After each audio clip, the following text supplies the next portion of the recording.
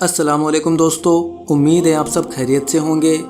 दोस्तों, इस दुनिया में बेवकूफ़ लोग वो होते हैं जिनके सामने हक पेश किया जाता है तो वो अपनी अकड़ में आकर हक को झुटला देते हैं और कुफ्र पर अड़े रहते हैं। ऐसे लोगों पर गुस्सा नहीं तरस आता है, लेकिन ऐसे बहुत से लोग हैं जिनको हक पेश किया जाता है तो वो उसको तस्लीम करते हैं। दुनिया भर में हज़ारों लाखों लोग इस्लाम कबूल कर रहे हैं। ऐसे ऐसे लोगों ने भी इस्लाम कबूल किया है जो इससे पहले इस्लाम से कोसों दूर थे, इस्लाम को नापसंद करते थे, इस्लाम के दुश्मन हुआ करते थे, लेकिन अल्लाह ने हिदायत दी और आज वो दीन का काम शिद्दत से कर रहे हैं। बेशक अल्लाह जिसे चाहता है हिदायत बख्शता है और हमारा काम लोगों तक हक का पैगाम पहुंचा देना है। तो दोस्तों, आज के इस वीडियो में हमारे एक हिंदू भाई आए हुए हैं और इन्होंने इस्लाम को कबूल किया है। जब इनके सामने हक पेश किया गया तो इन्होंने उसे एक्सेप्ट किया और सबके सामने इस्लाम कबूल कर लिया। तो दोस्तों, ये वीडियो बहुत ही इंटरेस्टिंग होने वाली है, इसलिए आप इस वीडियो को पूरा देखें। और आपसे बता दें कि अगर आप भी घर बैठे ऑनलाइन पैसा कमाना चाहते हैं लेकिन आपको गाइड करने वाला कोई नहीं है तो आप मुझे व्हाट्सएप पर मैसेज करें। इंशाअल्लाह हम आपको गाइड करेंगे कि आप घर बैठे 1000 से 2000 रुपये कैसे कमा सकते हैं। ज़्यादा मालूमात के लिए हमें व्हाट्सएप पर मैसेज करें। अस्सलाम वालेकुम, डॉक्टर जाकिर नाइक साहब। मेरा नाम नीलेश आंबोर है, मैं औरंगाबाद से आया हूँ। मेरा सवाल ये है सर आपसे, आप जब किसी हिंदू गीता या वेद का हवाला देकर अगर आप कुछ बोलते हैं या कुरान से वो मिलता है तो क्या उसके ऊपर हम अमल कर सकते हैं? भाई साहब का सवाल है कि जब मैं गीता का हवाला देता हूँ, वेद का हवाला देता हूँ, दूसरे मजहबी किताबों का हवाला देता हूँ, जब वो कुरान से मिलती है तो क्या हम उसके ऊपर अमल कर सकते हैं? कुरान की बात या वेद की बात करें या गीता की बात? गीता या वेद की? गीता या वेद। तो अगर जो चीज़ वेद और गीता में लिखी है और जो कुरान से मिलती है, क्या हम उन पे अमल कर सकते हैं? मेरा कहना ये है कि कुरान को कहा गया फुरकान। फुरकान मतलब वो चीज़ जो सच और झूठ के बीच में जो डिफरेंस है उसको पहचानती है। फुरकान यानी फ़र्क, हक और बातिल के दरमियान जो फ़र्क है उसको पहचानती है कुरान। जिस तरीके से मैंने कहा कि कई पैगंबर आ चुके मोहम्मद सल्लल्लाहु अलैहि वसल्लम के पहले, उसी तरीके से कुरान में लिखा है सूरह रअद में सूरा नंबर 13 आयत नंबर 38 में कि हमने हर दौर में एक किताब नाजिल की है। नाम से सिर्फ 4 किताबों का जिक्र है, तौरा, ज़बूर, इंजील और फुरकान, कुरान। लेकिन इस आयत के मुताबिक कई किताबें नाजिल की गई है, उनका नाम से जिक्र नहीं कुरान मजीद में।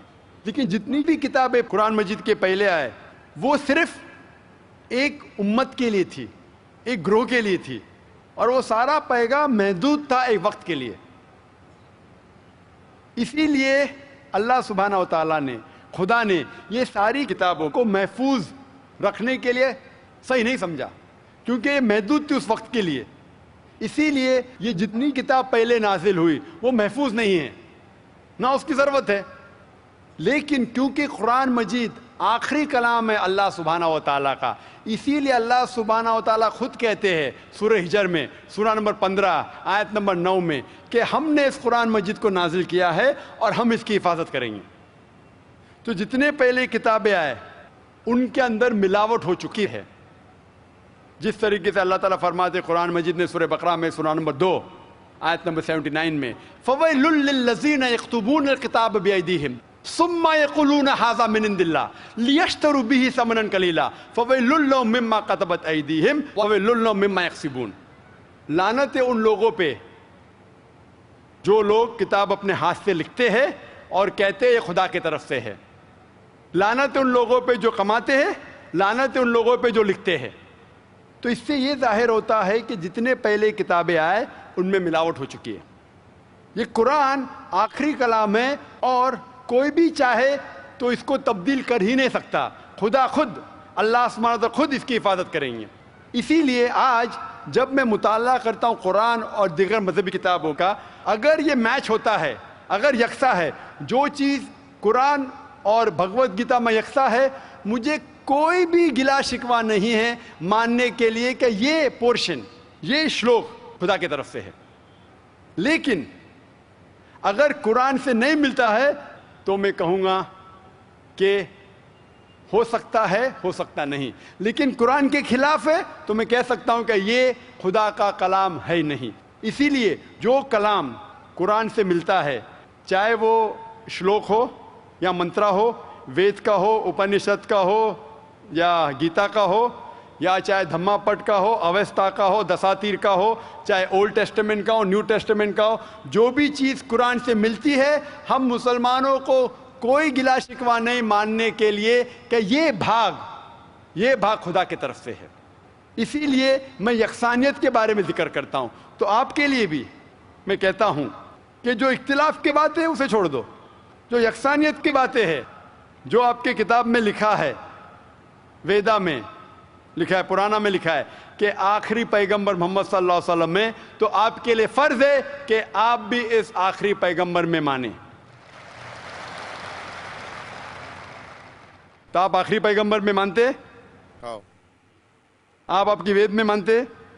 ہو مانتے ہیں نا، آپ پرانا میں مانتے ہیں؟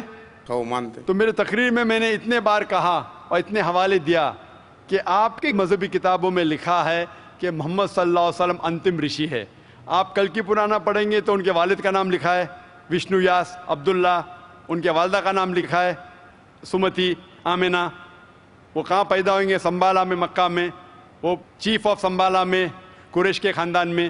ساری چیزیں میں نے کہا۔ تو اب آپ مانتے ہیں کہ آخری پیغمبر محمد صلی اللہ علیہ وسلم ہے؟ ہو مانتے ہیں نا۔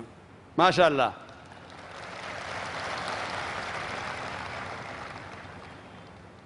تو آپ مانتے ہیں کہ خدا ایک ہے؟ ہو بالکل، آپ مانتے ہیں خدا کی کوئی بھی پرتیما نہیں ہے بے شک، اور صرف خدا کی عبادت کرنا چاہیے؟ صحیح۔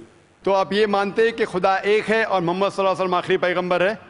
ہو تو جو شخص اس بات کو مانتا ہے کہ خدا ایک ہے اور محمد صلی اللہ علیہ وسلم اس کے آخری پیغمبر ہے، تو اسے ہم کہتے ہیں عربی میں مسلم، یعنی وہ شخص جو امن حاصل کرتا ہے اپنے خواہش اللہ کے احکامات کے مطابق۔ تو آپ مانتے اللہ ایک ہے اور محمد صلی اللہ علیہ وسلم آخری پیغمبر ہے؟ ہو مانتے۔